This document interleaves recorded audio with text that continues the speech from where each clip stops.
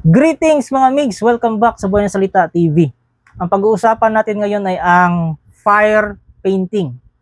So ito po ay isang sining. Unfortunately, ginawa itong kalokohan ng mga scammer na manggagamot sa social media at saka sa YouTube. Maraming ganito sa Facebook. So ang problema mga migs, sinasabi nila na ito daw ay paraan ng pagtatawas o pagsubay o pag-tracing kung ikaw ba ay nakulam o hindi. Which is napakalaking kalokohan yan mga migs. So kung bago ka pa lang sa channel na ito, please tulungan nyo kung lumago aking YouTube channel. Please paki-subscribe po. Paki-like ng video. Don't forget to hit the notification bell para updated kayo sa ating mga future topics. So huwag natin patagalin. Magpatuloy na tayo mga migs.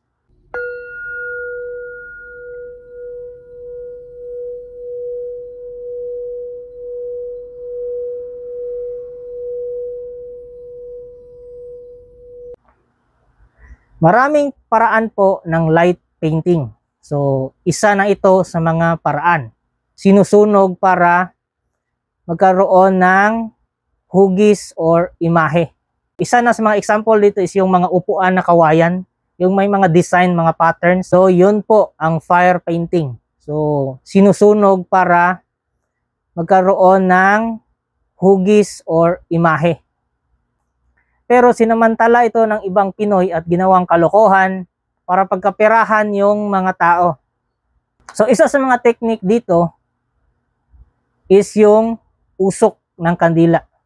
So yung papel lalagyan ng langis, pwede rin ng walang langis.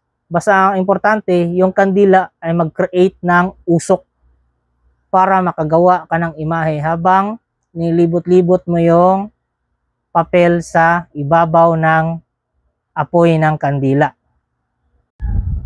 Heto mga migs, i-demonstrate ko sa inyo kung paano ginagawa ang scam na yan. Sidihan natin yung kandila.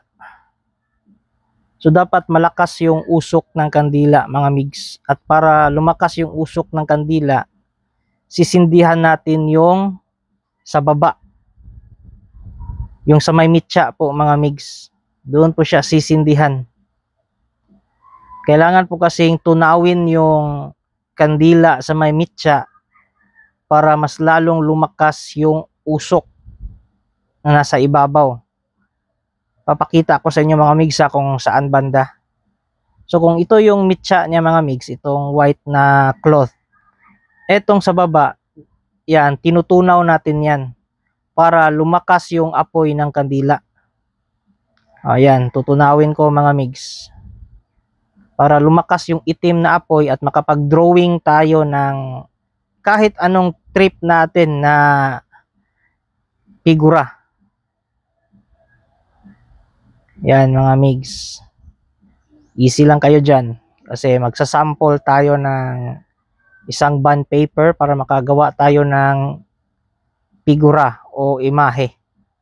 Which is hindi naman talaga ito pagtatawas, tracing o subay. Ito po ay light or fire painting. Yan. Iikot-ikutin lang natin yan mga migs. Yan. At kung magaling kayong tumiming, pwede nating i-timing yan na gawin nating hugis tao o hugis bilog na lagyan natin ng mga mata. Depende na lang yan sa diskarte ng pagsunog. Yan mga migs. I-close up natin to mga migs ha. Yan o, may nabuo na figura. Yan po, close up natin. May mata, may ilong. Yan o, mata, ilong, at saka bibig. Yan. So may figura na. So pwede na natin gawing scam yan. Maniningil na tayo sa taong nagpatawas. O yan, yan ding isa o, mukhang bungo. May mata, may mga ngipin. Gumawa pa ako ng isa. So, scam po yan mga migs. Hindi po yan totoo na pagtatawas. Ang tawag dyan is fire painting. Yan po ang ginagamit sa yung mga kawayan na upuan na nilalagyan ng mga art. Ganyan konsepto lang yan mga migs. Ito, sa papel mo lang ilalagay yung usok. So, ang technique lang dyan, dapat malakas yung itim na usok ng kandila.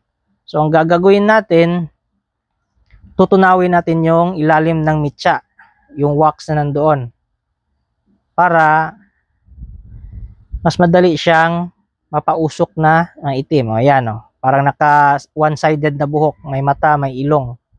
Yan, ganyan lang yan kadali mga migs, kaya huwag kayong magpapagoyo. Ganito po ang totoo na pagtatawas sa kandila. Either tutunawin mo sa luwag o sa spatula, or ipatak mo rekta yung kandila. Yan po ay hindi nadadaya. Kasi hindi mo naman masasadya yung hugis na gagawin mo. Dapat isang direksyon lang o isang area lang ang papatakan ng kandila. So dapat sa gitna lang. Hindi mo na pwedeng ilipat-lipat. Dapat gitna lang talaga yung patak. So ito po yung resulta na.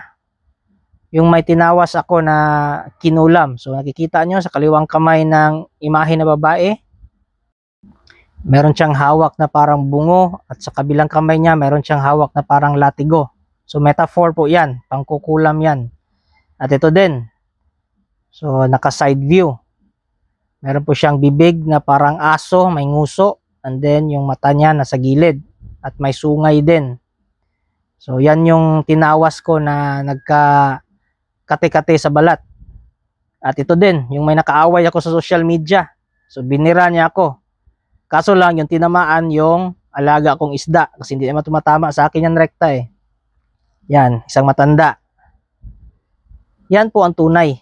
Kahit sa mga lumang libro po, 1950s, wala pong ganyang uri ng pagtatawas o pagsubay.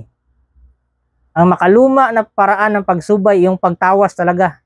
Yung tawas, nilalagay sa baga, sa uling, sa nagbabagang uling. So yun yung tunay na tawas. So nagmula talaga yan sa tawas. So naging terminology na lang. So imbis na sabihin natin na magpa-trace or magpasubay, so magpatawas, yun na yung nakaugalian ng mga Pinoy.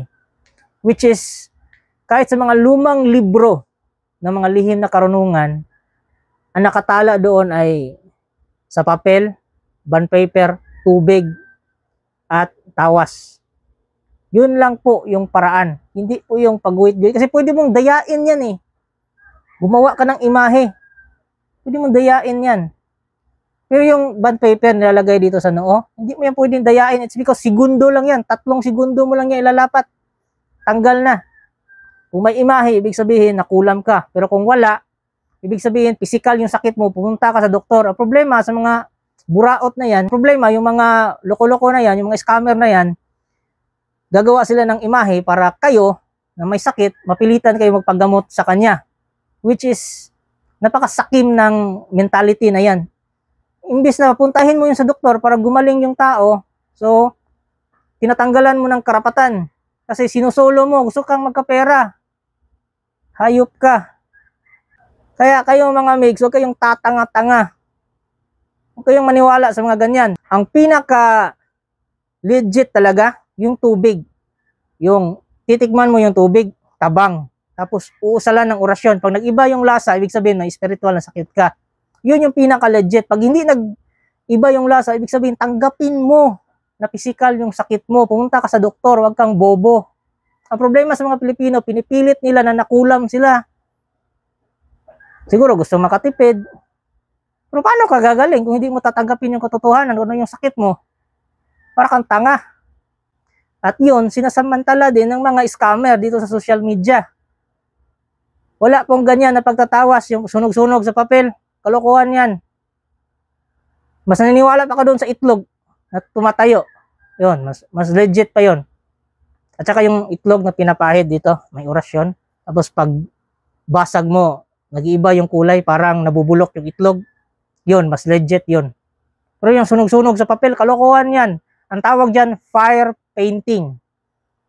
So I hope nakuha yung punto mga migs. And kita-kits tayo until next topic. Yun lang po. Thank you.